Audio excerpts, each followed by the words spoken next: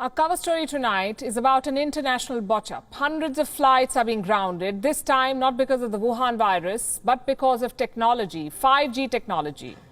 What was promised as our boarding pass to the future has grounded our flights. Pilots around the world are afraid to fly to the US, and this includes India's oldest carrier, Air India. It had suspended several flights to the United States because pilots fear 5G waves could bring planes down. And this is no exaggeration. The risk is real, and the chaos over the last few days led to serious questions. One, is 5G dangerous? And two, why did no one think of this before? When countries were pouring billions of dollars into 5G, are we looking at rollbacks now or upgrades? On Gravitas tonight, we'll discuss all of this, starting with a problem. This week, America's phone networks are getting a major 5G upgrade. Verizon and AT&T are switching to new and faster 5G technologies. Faster internet and more network capacity, at least that's the promise that they've made to their customers.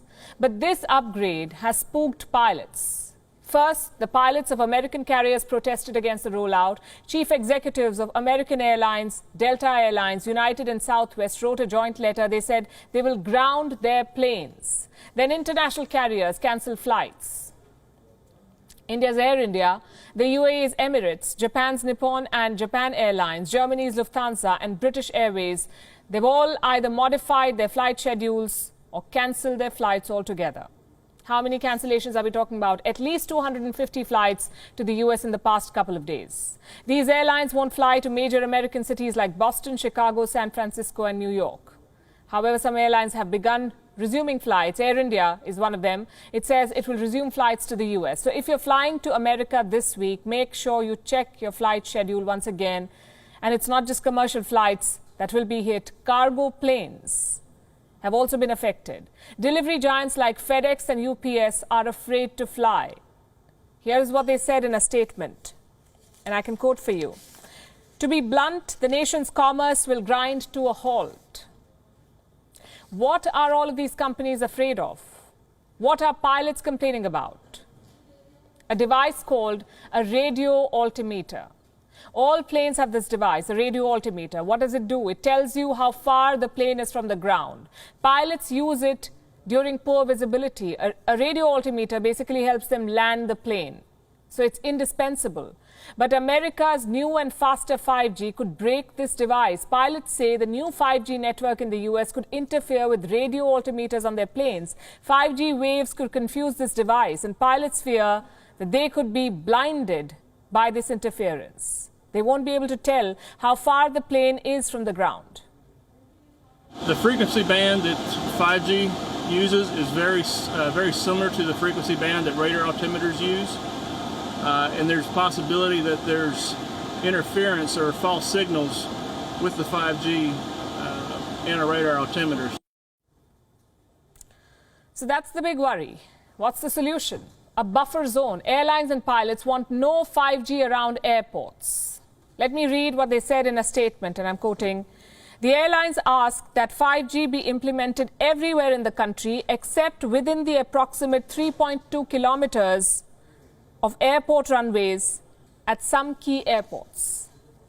The problem has become too big to ignore for the White House, and for good reason. 5G threatens to shut down a major part of the US economy. On Tuesday, Washington said a solution is being discussed.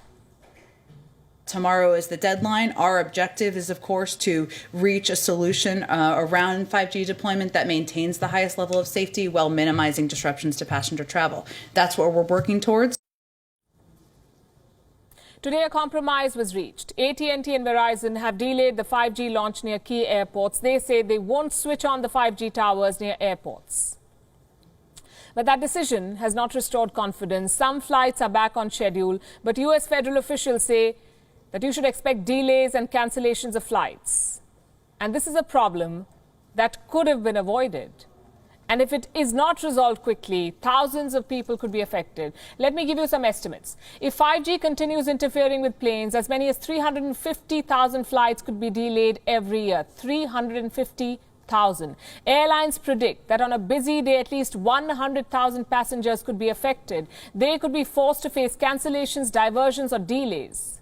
What is the cost of such disruption? $1.6 billion every year. And I'm not talking about the losses that airlines would suffer. The passengers, you and I, would bear this cost, this loss.